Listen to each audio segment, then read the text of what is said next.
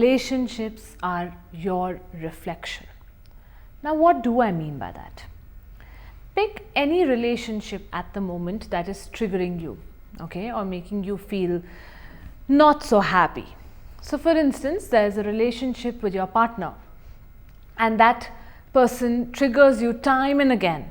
Okay, you're always having fights with the person, and you are in this space of, if this person stops saying this to me or stops talking in this tone like this, I'll be okay. But this person's constantly triggering my insecurities. It keeps telling me that I'm not good enough, I don't do this enough, I don't do this enough. Stop. Listen to yourself. It is your need somewhere to experience this feeling of I am not good enough that your partner is reflecting back at you. So instead of trying to fight it out in that relationship, why don't you start moving within and check which part of you is actually not feeling good enough. Address that part. Find surety in yourself.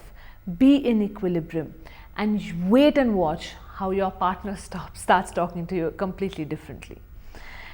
It is true for anything and everything. If you are feeling a certain way within your space, so if there is a folder in your subconscious mind which says that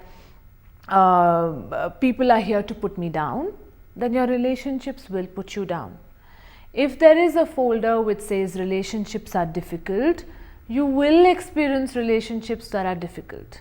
If you have an experience to be so independent, you will attract a partner who will never be able to financially support you, because it is your need to experience all those things that the other person is completing in you.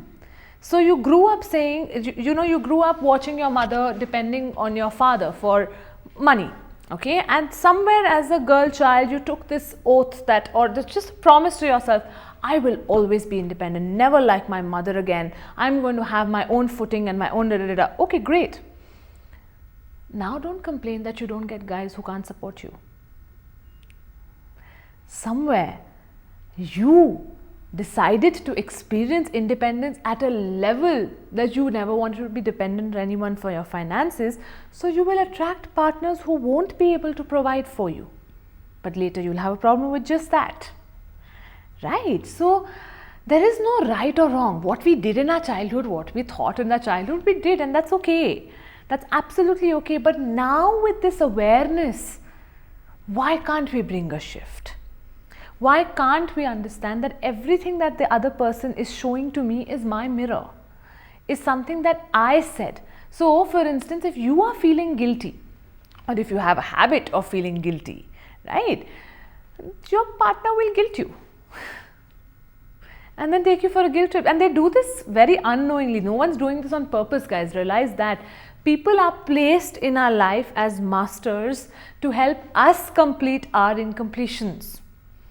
And the moment we understand that and we look at that person who's triggering us in the worst manner as our best lesson, as our way to gain mastery over life, it will completely shift. Either that relationship will cease to have importance, the role the person plays in your life changes, their behavior changes, or it completely stops bothering you.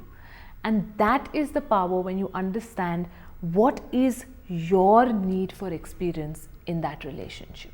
Just ask yourself that. Whatever that person is making you feel, more often than not, is your need to experience. Finish it, complete it, go through soul's love with it, find neutrality, and wait and watch. Thank you.